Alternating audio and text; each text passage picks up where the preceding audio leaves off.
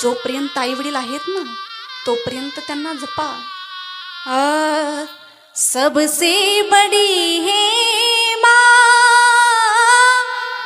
सबसे बड़ी है माँ, माँ से बढ़कर कोई नहीं, माँ से बढ़कर कोई नहीं, सबसे बड़ी है माँ,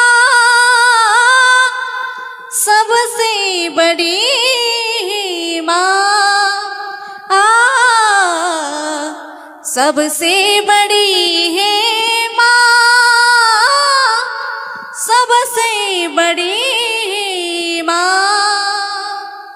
म्हणून ऐका, जोपर्यंत आई वडील आहेत ना तोपर्यंत त्यांना जपा। ऐका ना, अरे तुम्ही देवाची सेवा केली देव भेटेल हे सांगता येणार नाही, पण तुम्ही आई वडिलांची जर सेवा केली ना तर तुम्हाला देव मात्र नक्कीच भेटेल। म्हणून काय करा, जित्या जिवंतपणी आई वडिलांची सेवा करा। ऐका,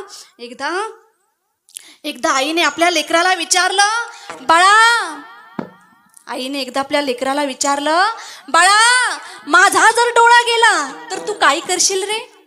तेव्हा मुलानं सांगितलं, आई मी तुला दवाखान्यात घेऊन जाईल। बर बाळा, त्या जरी दवाखान्यात माझा नाहीच डोळा बरा झाला तर काय करशील रे? तेव्हा मुलानं सांगितलं, आई मी तुला मोठ्या दवाखान्यात घेऊन जाईल। आईनं विचारलं, बाळा त्या जरी दवाखान्यात नाहीच बरा झाला तर काय करशील रे? तेव्हा मुलानं सांगितलं, आई मी तुला अमेरिकेसारख्या ठिकाणी घेऊन जाईल। बर तेव्हा लेकरानं विचारलं, आई मी तुला विचारू का ग? तेव्हा लेकरानं विचारलं, आई माझा जर डोळा गेला तर तू काय करशील ग? तेव्हा आईने सांगितलं, बाळा तुझा जर डोळा गेला ना तर मी माझा डोळा काढून तुला बसवील। आई काय म्हणाली, अरे तुझा जर डोळा गेला ना तर मी माझा डोळा काढून बसवील।